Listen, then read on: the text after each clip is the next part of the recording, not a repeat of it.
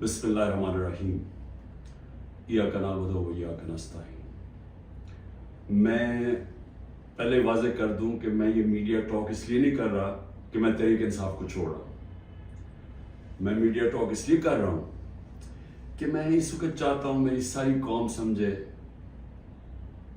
کہ میری طرح کا آدمی سیاست میں کیوں آیا اور اس نے یہ اتنی لمبی 27 سال کی سٹرگل کیوں کی، اور وہ اس کے خدشات کیا ہیں کہ یہ ملک میرا کس طرف جا رہا ہے۔ تو میں صرف اپنی قوم کے لیے بتانا چاہتا ہوں کہ میں 18 سال کا تھا جب میں پاکستان کرکٹ ٹیم میں کھیلتے ہوئے انگلینڈ گیا۔ اس کے بعد میں نے وہاں 4 سال پڑھائی کی، اور اس کے بعد میں پروفیشنل کرکٹ کھیلتا تھا گرمیوں میں انگلینڈ میں، اور سردیوں میں پاکستان ہوتا تھا یا پھر دنیا میں کرکٹ ٹور کرتا تھا۔ تو اس ٹائم پہ میں جو برطانیہ کا سارا سسٹم تھا وہ میں پوری طرح سمجھ گیا۔ یونیورسٹی میں بھی میں نے پولیٹکس پڑھی تھی اور پولیٹیکل ہسٹری پڑھی تھی، پولیٹیکل سائنس، تو مجھے وہ پوری طرح سمجھ آ گئی کہ وہاں کا سسٹم کیا ہے، اور پاکستان کا سسٹم مجھے پتا تھا، میں یہاں بڑا ہوا تھا۔ تو میرا جو تجربہ جو اس دوران جو میں نے وہاں ان کے سسٹم کو اندر سے دیکھا، یہ بہت بڑی وجہ میری پولیٹکس میں آنے کی وہ تھی۔ تو میں نے کیا دیکھا؟ میں نے یہ دیکھا کہ اس ملک کی جو سب سے بڑی خوبی یہ تھی کہ وہاں قانون کی حکمرانی تھی، انصاف تھا، رول آف لا تھا، اور میرا سارا جو برطانیہ کے پاکستانی تھے ان سے میری مسلسل ملاقاتیں رہتی تھی، کیونکہ وہ میں کرکٹ کھیلتا تھا، وہ کرکٹ میچ دیکھنے آتے تھے، جب میں میچز کھیلتا تھا جو پاکستانی انگلینڈ کے اندر تھے وہ میچز پہ آتے تھے، تو میرا انٹریکشن تھا ان سے۔ تو میں جو اوورسیز پاکستانی برطانیہ میں خاص طور پہ ان سے پھر میرا بڑا قریب انٹریکشن رہا۔ تو میں اب آپ کو بتانا چاہتا ہوں کہ فائدہ کیا ہوتا ہے جب ایک ملک میں قانون کی حکمرانی ہوتی ہے، انصاف ہوتا ہے۔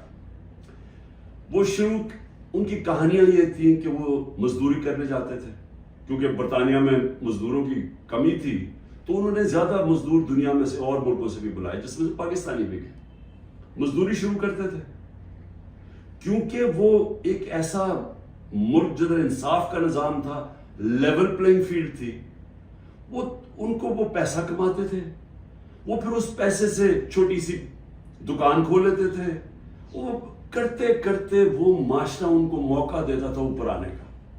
اور وہ کیوں دیتا تھا؟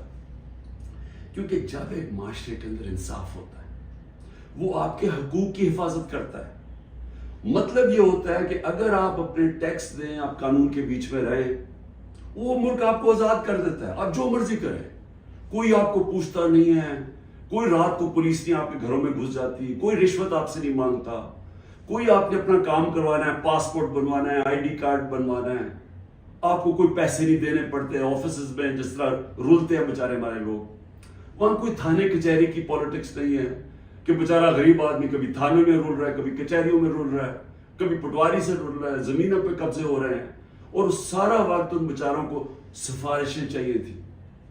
اس ملک کے اندر سب سے زیادہ جو پولیٹکس میں جو ہمارے ایم این ایز اور ایم پیز ہو، ان کا سب سے زیادہ کام کیا ہوتا ہے؟ لوگوں کی سفارش جا کے گورنمنٹ آفیسز میں جائے۔ وہاں کیوں نہیں ہوتا؟ کیونکہ وہاں انصاف ہے۔ یہ سمجھنا ہے پاکستانیوں آپ نے، انصاف انسانوں کو آزاد کرتا ہے حقوق دے کے، انصاف آپ کو طاقتور سے تحفظ دیتا ہے۔ کوئی بھی آفیشر بیٹھا ہو سرکاری آفس میں، اس کی مجال نہیں ہے آپ کو ذلیل کرنے کی وہاں، کیونکہ وہاں انصاف کا نظام ہے، وہ عدالت میں جا سکتا ہے۔ کوئی اس کی مجال نہیں رشوت مانگنے کی، کیونکہ وہ اس کو عدالت میں جا کے کہہ سکتا ہے اس نے مجھ سے رشوت مانگی۔ کمزور کو طاقتور سے انصاف تحفظ دیتا ہے، اس طرح لوگ آزاد ہوتے ہیں۔ تو وہی پاکستانیوں کو میں نے آہستہ آہستہ دیکھا اوپر آتے ہوئے، ان کے بچے گورنمنٹ سکولوں میں گئے، مفت پڑھے، ان کے بچوں کو اعلیٰ تعلیم ملی، ان کو میں نے دیکھا وہ اور آگے پڑھے، وہ ڈاکٹرز بنے، مزدوروں کے بچے، اور سوائے کئی علاقوں میں جو تھوڑی ریسزم تھی، عموماً یہ دیکھا کہ جو وہاں مزدور بھی گئے ان کو دیکھتے دیکھتے بچے آگے بڑھتے گئے، بزنس شروع کی انہوں نے، بڑے کام کیے. لیکن جو بھی یہاں پاکستانی جاتے تھے، جو مجھے ابھی بھی یاد ہے، وہ سارا وقت ترستے تھے کہ میں نے ایک دن پاکستان جانا ہے. وہ پاکستانی میوزک سنتے تھے، پاکستانی فلمیں دیکھتے تھے، کرکٹ میچ دیکھتے تھے، سارا وقت یاد کرتے تھے پاکستان کہ جیسے ہی ہم نے پیسہ کما لیا ہم پاکستان جائیں گے. اب ان کے بچے وہاں پڑھ جاتے تھے، بڑے ہو جاتے تھے. جب بچے تھوڑے بڑھ جاتے تھے، بڑے ہوتے تھے، وہ پھر آپ پاکستان آنے کی کوشش کرتے تھے. اب میں آپ کو بتاتا ہوں کہ کیوں ہم آگے نہیں بڑھ رہے. وہ آتے تھے پاکستان، ان کے بچے جب پاکستان میں بزنس کام شروع کرتے تھے ان سے کام ہی نہیں ہوتا تھا. وہ عادی تھے کہ وہ سسٹم میں جائیں، وہاں سسٹم کام کرتا ہے، کام ہو، وہاں آپ کا جائز کام ہو، آپ کو کوئی پیسے نہیں دینے پڑتے، آپ کو فوری کام ہو جاتا ہے، کوئی رکاوٹیں نہیں ہیں. آپ بزنس کھولنا چاہیں، آپ محنت کریں، آپ وہ بزنس کامیاب ہو سکتی ہے، نفع نقصان ہوتا ہے، لیکن کوئی رشوت نہیں مانگتا، کوئی آپ سے آ کے انسپیکٹر نہیں آتا، کوئی یعنی سرکاری آفیشل آپ کو تنگ نہیں کر سکتے. یہاں کی ان کو مشکل پڑ گئی. وہ تھوڑی دیر آتے تھے، کوشش کرتے تھے، تھوڑی دیر کے بعد ملک سے باہر واپس رہ ہی نہیں سکتے تھے. کرپٹ نظام میں ایک وہ نظام جدھر انصاف نہیں ہے، وہ نہیں گزارا کر سکتے تھے. وہ بیچارے ماں باپ واپس چلے جاتے تھے انگلینڈ. کئیوں کو میں جانتا ہوں انہوں نے پیسہ اکٹھا کیا، محنت کی، 15-20 سال سرمایہ کاری، اتنا سرمایہ اکٹھا کر کے پاکستان آ کے بزنس کھولی. وہ اس نظام میں ان کی بزنس نہیں چلتی تھی، یہاں رشوتیں دینی پڑتی تھی، یہاں ہر سسٹم میرٹ کو اجازت نہیں دیتا آگے بڑھنے کے لیے، کیونکہ انصاف نہیں ہے. اور وہ یہاں تباہ ہو کے میں نے دیکھا لوگ یہاں فراڈ ہوئے، ان سے ہر جگہ زمینوں پہ قبضے ہوئے، ان کے گھروں پہ قبضے ہوئے. جب وہ واپس آتے تھے پیچھے قبضہ ہو جاتا تھا. تو ہوتا کیا تھا، وہ سارے پھر واپس چلے جاتے تھے. اور آخر میں یہ ان کو پتا چلا کہ پاکستان میں ہم بزنس نہیں کر سکتے. اب 1 کروڑ پاکستانی ہے. اب یہ ذرا آپ نے سننا ہے، 1 کروڑ پاکستانی باہر بیٹھا ہے. صرف برطانیہ امریکہ میں جو 16,000 پاکستانی امریکن ڈاکٹرز ہیں، 16,000، ان کی نیٹ ورتھ، جو ان کی ٹوٹل ان کی جو دولت ہے 16,000، 200 ارب ڈالر ہے. 200 ارب ڈالر ان کی نیٹ ورتھ ہے. جو 10 پاکستانی سب سے امیر ہیں اس وقت امریکہ میں، پاکستانی امریکنز، 25 ارب ان کی نیٹ ورتھ ہے ڈالرز. صرف جو پاکستانیوں کو یہاں سمجھتے ہیں کہ یہاں حالات اچھے نہیں ہیں، جنہوں نے دبئی میں، اس میں حلال کا بھی پیسہ حرام کا بھی ہے، صرف دبئی میں انہوں نے جو پراپرٹیز لی ہوئی ہیں 20,000 پاکستانیوں نے، وہ 10.4 ارب ڈالر کی پراپرٹیز لی ہوئی ہیں. ہم 6 ارب کے پیچھے، ڈالر کے پیچھے، IMF کے پیچھے بھاگ رہے ہیں. تو میں یہ صرف آپ کو کیوں بتا رہا ہوں، ہمارا ملک اللہ نے ساری نعمتیں دی ہوئی ہیں اس کو. ایسا ملک دنیا میں نہیں ہے. ہر قسم کی، یعنی 12 موسم ہیں، اوپر سے نیچے جائیں بدل جاتا ہے، ملک بدل جاتا ہے، اس میں ہر کچھ اگ سکتا ہے. زرخیز زمین ہے، اس کو ہم صحیح استعمال نہیں کر پا رہے. لیکن جب تک ہم انصاف کا نظام نہیں ٹھیک کرتے، ہم اس ملک میں اس دلدل میں گھس رہے ہیں. میں اب آپ کو بتاؤں کہ میں نے جب یہ پاکستانیوں سے جو برطانیہ میں تھے، کیونکہ میرا اصل میں کرکٹ کھیلتا تھا، میں نے آپ کو بتایا میرے ان سے رابطہ تھا، تو تب میں نے فیصلہ کیا کہ ہم پاکستان کے اندر جب تک یہاں ایک انصاف کا نظام نہیں آتا، ہمارا ملک آگے نہیں بڑھ سکتا. کیونکہ اتنا بڑا سرمایہ کاری ہو سکتی ہے اوورسیز پاکستانی سے، لیکن وہ آتے نہیں ہیں پاکستان میں. وہ صرف اپنی ریمیٹنس بھیجتے ہیں، جو اصل تو سرمایہ کاری سے ملک اوپر جاتا ہے.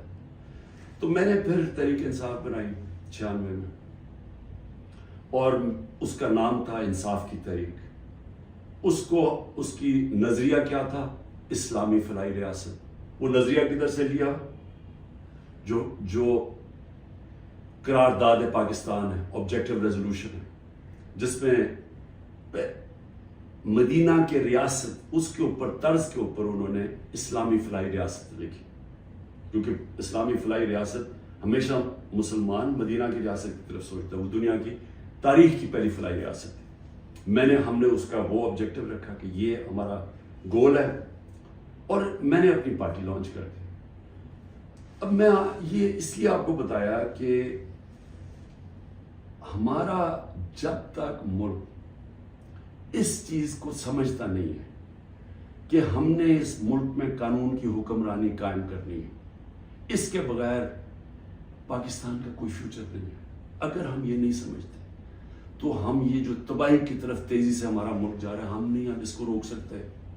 میرے پاس ابھی اعداد و شمار ہیں جو اس موجودہ حکومت نے پرنٹ کیے ہیں، میں بھی آپ کو وہ بتاؤں گا کہ ایک سال میں ہوا کیا ملک میں۔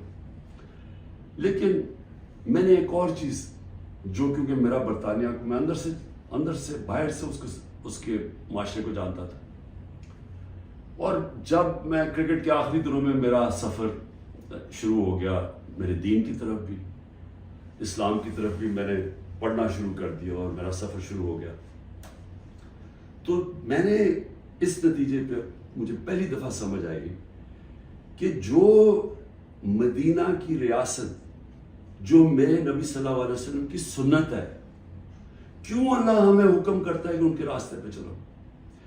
کیونکہ اللہ نے نبی صلی اللہ علیہ وسلم کو رحمت للعالمین کا خطاب دیا ہوا ہے، سب انسانوں کے لیے رحمت بن کے آئے تھے۔ اس کا مطلب کوئی بھی انسانی معاشرہ اس مدینہ کے ریاست کے اصولوں پہ چلے گا، وہ اوپر آ جائے گا، ادھر خوشحال ہو، اللہ کی برکت آ جائے گی۔ آج آپ صرف یہ دیکھ لیں کہ مدینہ کی ریاست کن اصولوں پہ کھڑی ہوئی تھی؟ سب سے پہلے عدل اور انصاف۔ عدل اور انصاف کا مطلب یہ حقوق، انسانی حقوق، ہر انسان کے جب اس کو حقوق ملتے ہیں وہ آزاد ہو جاتا ہے، اس کو طاقتور سے تحفظ مل جاتا ہے، اور انسانوں کو حقوق دے کے پھر فلاحی ریاست بنائی کہ ایک ریاست میں انسانیت کا نظام، کہ ایک ریاست کمزور کا ذمہ داری لے اپنے کمزور طبقے کی، غریب کی، بیواؤں کی، معذوروں کی، یتیموں کی، بوڑھوں کی پینشنز نکلی مدینہ کی ریاست میں، یہ پہلی دفعہ ہوا تھا۔ تو دونوں آج جن ملکوں میں یہ بنیاد رکھی گئی ہے انصاف پہ، میرٹ پہ، فلاحی ریاست، انسانیت کے اوپر، جدھر تعلیم کے اوپر زور دیا جو میرے نبی صلی اللہ علیہ وسلم نے دیا، وہ سب آگے نکل گئی ہیں۔ آپ ایک ملک دیکھ لیں جو آج خوشحال ہے، وہ سب یہ وہی اصولوں پہ وہ کھڑے ہوئے ہیں، کیونکہ رحمت للعالمین تھے کہ جو ان کی سنت پہ چلے گا اس کو اللہ اس معاشرے کو برکت بخشے گا۔ اب ہم پاکستان پہ آتے ہیں، موجودہ پاکستان میں دیکھیں جو اس وقت پاکستان میں ہو رہا ہے نا، یہ ہر چیز جس کے لیے، ہر وہ اصول جس کے اوپر پاکستان بنا تھا، آج اس کی نفی ہو رہی ہے۔ بدترین غلامی ہو رہی ہے اس وقت پاکستان کے اندر۔ نہ آزادی نام کی کوئی چیز ہے، کیونکہ حقوق ہی نہیں ہے کسی کے۔ رات کو پولیس گھستی ہے کسی کے گھر میں، سارا گھر توڑ دیتی ہے، اگر وہ جس کو، اور اس کا صرف قصور ہے کہ وہ تحریک انصاف کا، وہ تحریک انصاف کا نہیں ملتا، اس کی بہنوں کو، ان کو تنگ کرتے ہیں، بہنوئیوں کو، رشتہ داروں کو، ان کو تنگ کرتے ہیں، ان کو پکڑ کے لے جاتے ہیں، عورتوں کو پکڑ کے لے جاتے ہیں۔ یہ تو ہم سنتے تھے کہ ہٹلر کی جرمنی کے اندر ایسے ہوتا تھا، میں نے تو اس طرح کی چیزیں سنی نہیں کبھی، کہ جس طرح میرے گھر پہ اٹیک ہو، میں اپنا صرف بتا رہا ہوں، بیوی اکیلی بیٹھی ہے، 40 پولیس والے گھس گئے، سارا توڑ پھوڑ کے لوٹ کے چلے گئے گھر، نوکروں کو مارا، جو بچا ہنسام آئے ان کو اٹھا کے لے گئے اور مارا یا بری طرح۔ کس قانون کے تحت؟ تو یہاں تو مکمل طور پہ جنگل کا قانون نافذ ہو گیا، یہاں تو بنیادی حقوق ہی ختم ہو گئے ہیں۔ آج آئین کچھ کہتا ہے، کہاں آئین اجازت دیتا ہے کہ ایک ہوتا ہے کور کمانڈر کا گھر جلایا جاتا ہے۔ مجھے پہلی دفعہ پتا چلتا ہے جب میں 4 دن کے بعد نکلتا ہوں، مجھے چیف جسٹس صاحب سپریم کورٹ کے کہتے ہیں، ادھر ہی میں مذمت کرتا ہوں۔ کون نہیں مذمت کرے گا؟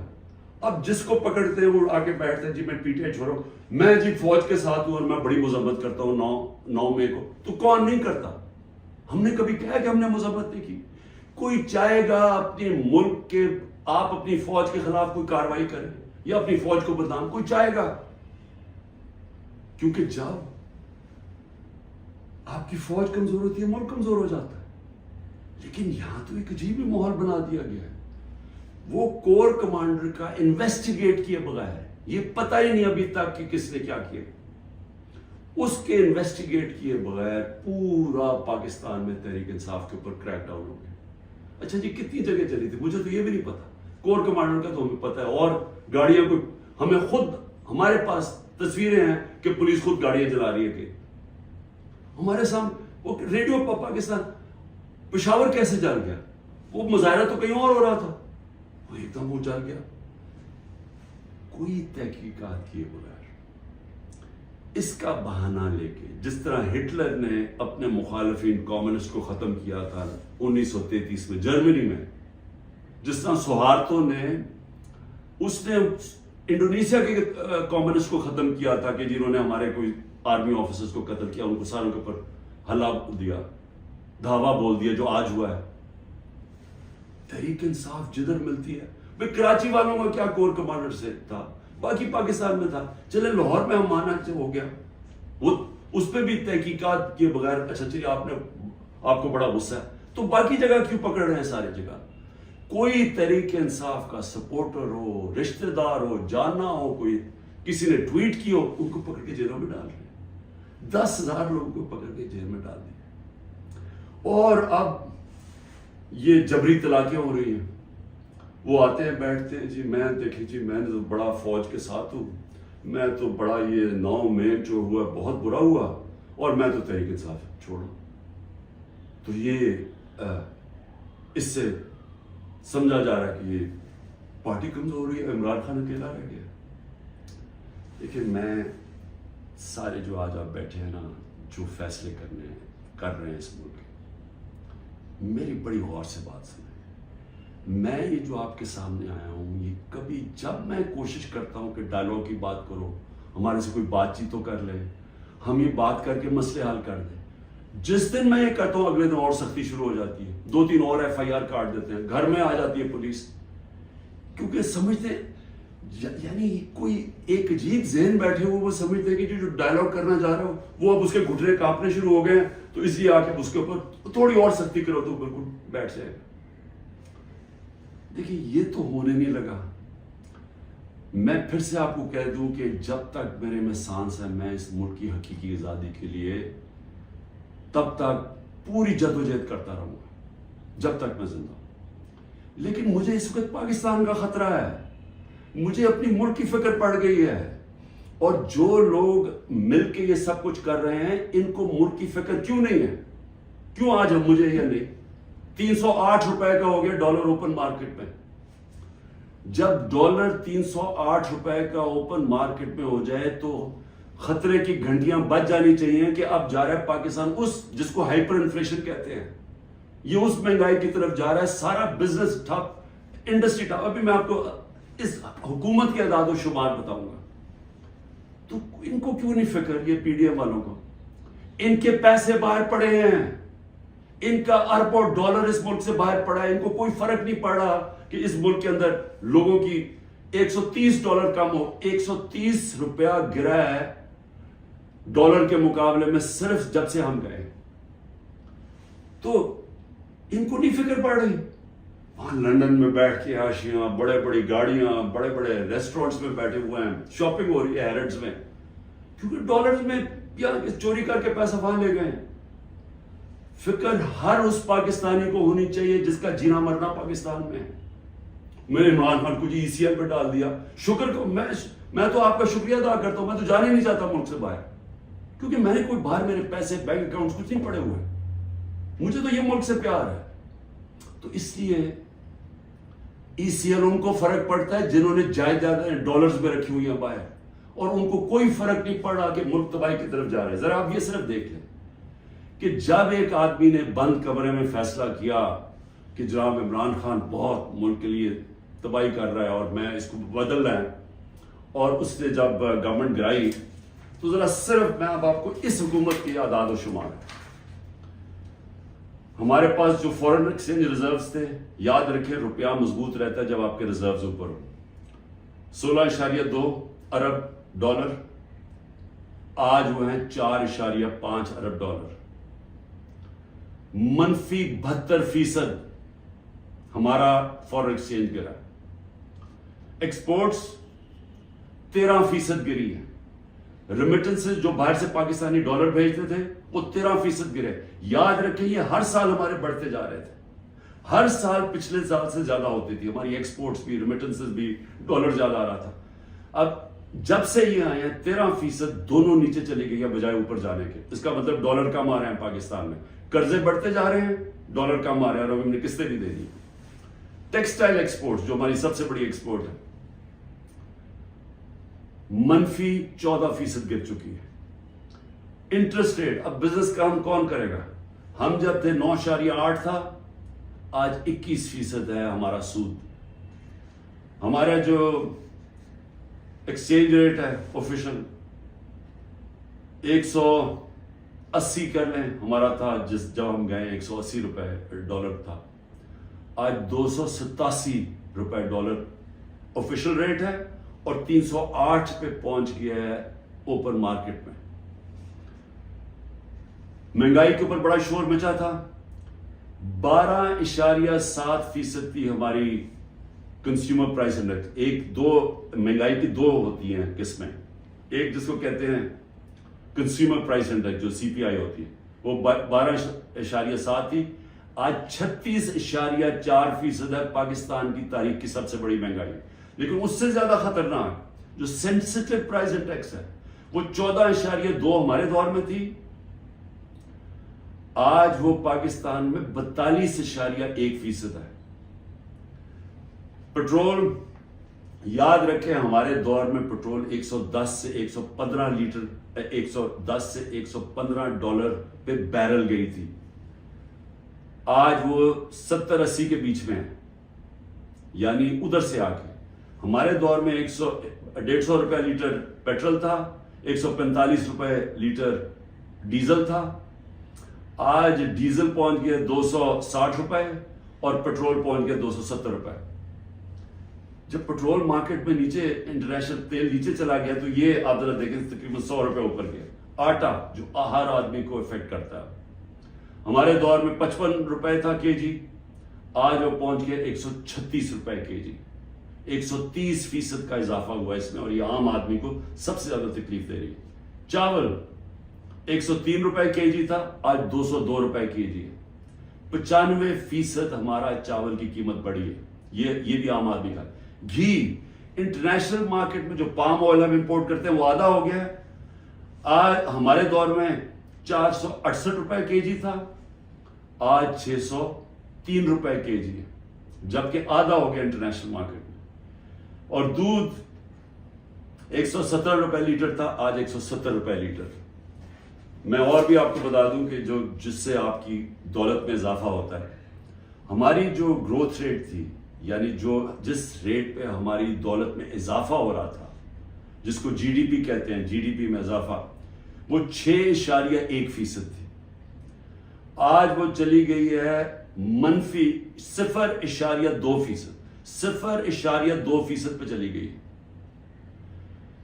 انڈسٹریز، ہماری اوور آل انڈسٹری 6.8% پہ بڑھ رہی تھی، آج وہ -2.9% پہ چلی گئی۔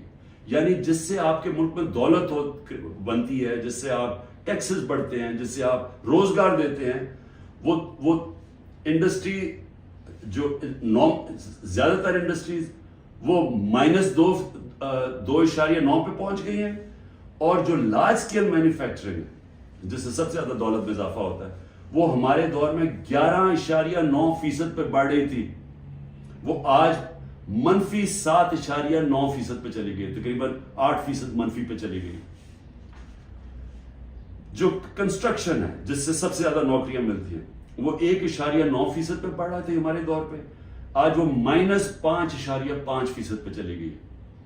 اور پھر کاٹن، کیونکہ ہمارا سب سے زیادہ جو کپڑا بناتے ہیں ہم، اس سے ہمارا اضافہ بھی ہوتا ہے، نوکریاں بھی ملتی ہیں، ایکسپورٹس بھی بڑھتی ہیں، وہ 9.2% پہ بڑھ رہی تھی، آج وہ -23% پہ پہنچ گئی ہے، یعنی کہ بند ہو رہی ہے انڈسٹری. میں یہ آپ کو یہ صرف فگر اس لیے دے رہا ہوں، اور جو بھی ہمارے اس ملک میں فیصلے کر رہے ہیں میں اس لیے آپ کو کہہ رہا ہوں کہ یہ ملک تباہی کی طرف جا رہا ہے. ان کے پاس کوئی روڈ میپ نہیں ہے.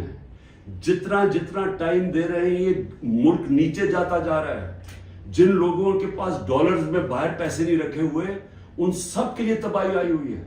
سارا تنخواہ دار طبقہ آج تکلیف میں ہے. جس کے پاس سیلریز ہیں ان کا اگر 100 روپیہ سال پہلے اگر 100 روپیہ چیزیں خریدا تھا وہ 50 روپے رہ گئے. تو یہ تو ایک عذاب آنے والا ہے. اور ابھی یہ جو روپیہ گر رہا ہے کیونکہ ان کے پاس جب آپ کیسے آپ نے قرضے دینے آپ اگلے مہینے قرضوں کی قسطیں دینی ہے.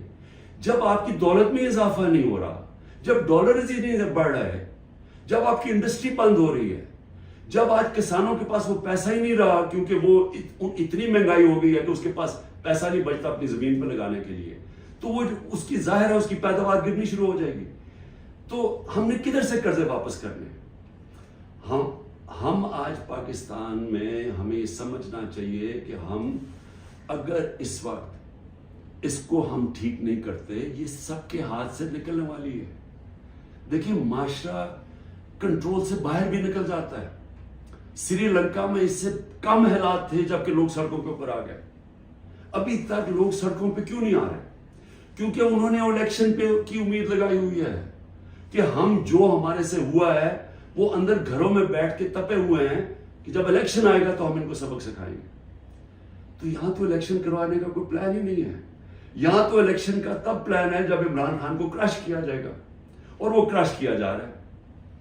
یعنی یہ جو ہمارے اوپر جس طرح کا جبر ہو رہا ہے اور جس طرح کا یہ ظلم ہو رہا ہے تو یہ تو کبھی ہوا ہی نہیں ہے پاکستان میں کسی پارٹی سے. اور یہ اس کے پیچھے یہ سوچ ہے کہ جب یہ کرش ہو جائے گی پارٹی تب ہم الیکشن کروا دیں گے. دیکھیں کیونکہ میں بڑا ہوں، میں نے ایسٹ پاکستان مجھے یاد ہے. میں بار بار لوگوں کو بتاتا ہوں کہ آخری فلائٹ میری آئی تھی ڈھاکہ سے، میں انڈر 19 کا میچ کھیلنے گیا تھا. اس کے بعد آپریشن شروع ہو گیا تھا اپریل 71 میں. دیکھیں ہوا کیا تھا اس پاکستان میں، اس پھر سے یاد رکھیں، تاریخ سے سیکھنا چاہیے.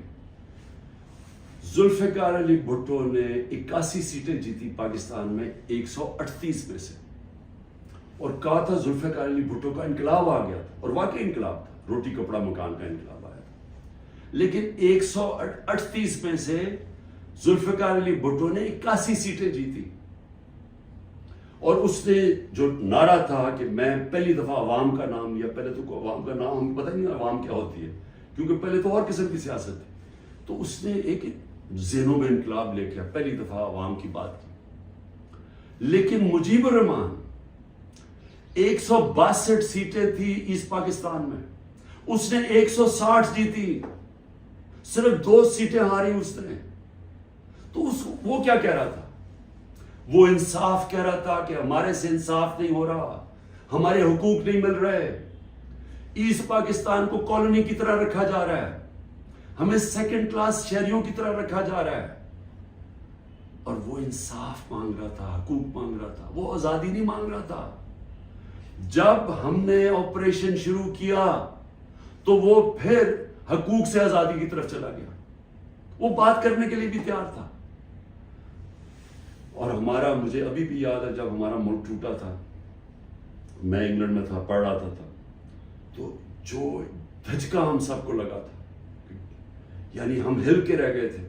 پھر لوگوں نے اپنے دل بلائے، نہیں جی اس پاکستان تو بڑا غریب ملک تھا، ہمارے اوپر بوجھ تھا، وہاں سائیکلون آتا تھا تو ہمیں ان کو پیسے دینے پڑتے تھے، اس طرح کی باتیں کی. آج بنگلہ دیش ہمارے سے آگے نکل گیا ہے. اور میں آج آپ کو یہ بتا دوں کہ یہ جو ایسٹ پاکستان سے سبق سیکھنا وہ یہ کہ جب ایک قوم آزادی کا فیصلہ کر لے اور اپنے حقوق کے لیے، حقوق کا ہوتا کیا ہے؟ آپ کو انصاف ملتا ہے، انصاف آپ کو حقوق دیتے ہیں، حقوق آپ کو طاقتور سے کمزور کی تحفظ دیتا ہے. جب تحفظ ملتا ہے وہ آزاد ہو جاتا ہے، اس کو لیول پلینگ فیلڈ مل جاتی ہے، اس ملک میں خوشحالی آ جاتی ہے. کیونکہ وہ پھر زیادہ تر بڑی بزنسز تو نہیں ہیں پاکستان میں، جو میں بتا رہا ہوں ओवरसीज पाकिस्तानी क्यों नहीं आता? वो ज्यादातर छोटी बिजनेस है, छोटी बिजनेस पाकिस्तान में चल नहीं सकती क्योंकि उनके पास इतनी ताकत नहीं होती रिश्वत देने की, उनके पास इतना टाइम नहीं होता कि वो ऑफिसेज के चक्कर लगाएं, वहां उनको वो डिले सिर्फ इसलिए करें जब तक आप रिश्वत नहीं देते, तो वो चले जाते हैं वापस। तो छोटी बिजनेस जो स्मॉल और मीडियम सनत होती है वो एक रीढ़ की हड्डी होती है मुल्क की, असल तो रोजगार वो देता है। सारी दुनिया में स्मॉल और मीडियम इंडस्ट्री देती है, यहां वो चलने नहीं देते क्योंकि यहां एक सिस्टम बड़ा करप्ट है, क्योंकि यहां इंसाफ नहीं है। तो जो मैं आज आपको कहने की कोशिश कर रहा हूं कि इंसाफ जब एक लोगों के दिलों में चला जाता है कि हमें इंसाफ चाहिए, हमें हुकूक चाहिए, हमें आजादी चाहिए, फिर आप उनके ऊपर जो मर्जी करें, मिलिट्री ऑपरेशन भी, वो फिर बीज दिल से नहीं निकलता। क्योंकि जो अल्लाह ने हमारे अंदर ये पैदा किया हुआ है आजादी का, ये जो आजादी का बीज है, ये इंसाफ और आजादी साथ साथ जाते हैं, ये अंदर है हमारे। और उसने जब ला इलाहा इल्लल्लाह कहता है, हम उससे वादा करते हैं, वो हमें आजाद करना चाहता है अल्लाह, क्योंकि सिर्फ आजाद लोग ऊपर जा सकते हैं। तो जब लोगों का दिल में आजादी का जज्बा आ जाता है, वो फिर ये जबरी तलाकों से, ये पकड़ धकड़ करके, ये मार पीट के, ये खौफ करके, इससे ये जाता नहीं है। फिर ये नफरतें बढ़ जाती हैं, ये और ज्यादा गुस्सा बढ़ जाता है, ये कहीं जाने नहीं लगा। ये जो मर्जी आप करें कि हर रोज बैठ के जी मुझे तो फौज से बड़ा प्यार है और 9 मई को बड़ा बुरा किया गया, मैं छोड़ा पार्टी। तो क्या इससे पार्टी, क्या लोग बेवकूफ हैं? क्या लोगों को नहीं समझ आ रही क्या हो रहा है? तो मैं आखिर में ये कहना चाहता हूं, देखिए ये पाकिस्तान की इस वक्त जंग है, ये तहरीक इंसाफ को खत्म करते करते पाकिस्तान को तबाह ना करें। ये अगर इस वक्त हमने स्टेप्स ना लिए, कदम ना उठाया, ये उधर चला जाएगा, कोई भी नहीं कुछ कर सकेगा।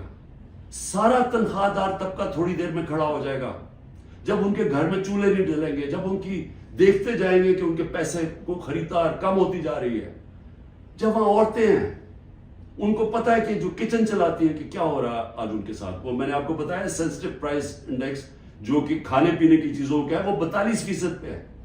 तो जब ये हालात ऐसे हो जाए, फिर एक माशरा फट जाता है। तो मैं इसलिए बातचीत की बात कर रहा हूं कि ये टाइम है, ये मुल्क ठीक तब होगा जब इस सारे मुल्क के इदारे इकट्ठे बैठे और मुल्क की सबसे बड़ी एक ही जमात जो फेडरल पार्टी है पाकिस्तान की, वो सब इकट्ठे बैठे और वो बैठ के इस मसले का हल निकालें। ये डंडे मार के मसले का हल नहीं होने लगा। ये जो भी करेंगे, मैं तो बैठा हूं कि हर रोज मैं इंतजार करता हूं कि किस दिन पकड़ने आएंगे, मैं तो तैयार हूं उसके लिए। इससे मसला नहीं हल होने लगा। इसकी सलूशन इसमें डंडे मारने में नहीं है और जुल्म करने में। अगर ये होती तो ईस्ट पाकिस्तान ना पैदा होता। इसका मसला इस मुल्क में कानून की हुक्मरानी कायम करना है, इदारे मजबूत करना है, सारे इदारों को अपने आईनी रोल के अंदर फंक्शन करना है, लोगों को आजाद करना है, उनको हुकूक देके। कभी इस मुल्क में नहीं होना चाहिए कि लोग घरों में बैठे और रात औरतें ना परवाह चादर ना चादरवारी लोग आए घर तोड़ के चले गए और कोई पूछने वाला नहीं है। और उन्हें पता है क्योंकि वो ताकतवर है, कोई पूछेगा ही नहीं। अदालतों से सारा खौफ चला गया, अदालतें जाके फैसला करती हैं, इमरान रियाज को लेके आओ, वो अभी तक पता ही नहीं है वो किधर चला गया।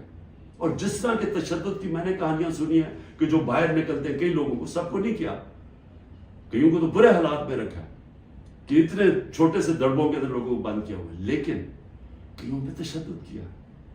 तो मैं ये सवाल पूछता हूं कि हमारी जब अदलिया की बात, उनकी वर्डिक्ट नहीं माने जाएंगे, अदलिया कहती है इलेक्शन करवाओ, आइन के मुताबिक वो इलेक्शन ही गवर्नमेंट करवाती, तो ये मुल्क तो तबाह की तरफ चला गया ना, बनाना रिपब्लिक बन गया। ये मुल्क तो वो जंगल का कानून आ गया आज पाकिस्तान में। तो मैं इसलिए आखिर में अपील करता हूं कि बातचीत करनी चाहिए फौरी तौर पर। जो ये किया जा रहा है ये कोई हल नहीं है, और इसको ये ना समझे कि इमरान खान की कमजोरी है, क्योंकि जब मैं ये बातचीत की बात करता हूँ और सख्ती आ जाती है, बाहर पुलिस पहुंच जाती है, वारंट निकलाते हैं। ये मुझे इससे कोई फर्क नहीं पड़ता। मुझे अपने मुल्क की इस वक्त फिक्र पड़ी हुई है, और आप सबको भी फिक्र होनी चाहिए कि ये जो मैंने आपको बताया है, आज अगर 308 रुपए का ओपन मार्केट में डॉलर मिल रहा है, तो समझ जाए कि पाकिस्तान उधर अब पहुंच जाएगा جدھر سارے لوگوں نے ڈالر خریدنا ہے, کسی نے سرمایہ کاری نہیں کرنی, باہر سے اوورسیز پاکستانی ریمیٹنسز انہوں نے لیگل چینل سے نہیں بھیجنا کیونکہ اتنا فرق پڑ گیا اوپن مارکیٹ اور آفیشیل ریٹ کے اندر. تو یہ تو ملک تو جا رہا ہے نیچے. تو اس لیے میں پھر آخر میں اپنی ساری قوم کو کہتا ہوں کہ آپ سب صبر کریں, اپنی پارٹی کو کہتا ہوں صبر کریں. یہ جو کیا جا رہا ہے آپ سے کہ کن پٹی پہ بندوق رکھ کے جی میں پی ٹی آئی چھوڑ آؤں, کوئی فکر نہ کرے, کبھی کوئی پارٹی سے نہیں ختم ہوگی. پارٹی تو ختم ہوتی ہے جب نظریہ ختم ہو جاتا ہے. آج آپ کے سامنے پی ڈی ایم کی جماعتیں ہیں, پوری اسٹیبلشمنٹ کی مدد کر رہی ہے, الیکشن کمیشن ان کے ساتھ ملی ہوئی ہے, انتظامیہ ساری ان کے ساتھ ملی ہوئی ہے. کیوں یہ الیکشن سے ڈر رہے ہیں؟ سارا تو آپ کے پاس امپائرنگ بھی اپنے ہیں, پھر بھی ڈر رہے ہیں کہ جی عمران خان کو پہلے ختم کرو پھر الیکشن لڑیں گے, کیونکہ ان کا ووٹ بینک ختم ہو گیا ہے. پی ٹی آئی کا ووٹ بینک بڑھتا جا رہا ہے, جتنا یہ ظلم کر رہے ہیں اور زیادہ پبلک ہمارے ساتھ کھڑی ہو رہی ہے. اور انشاءاللہ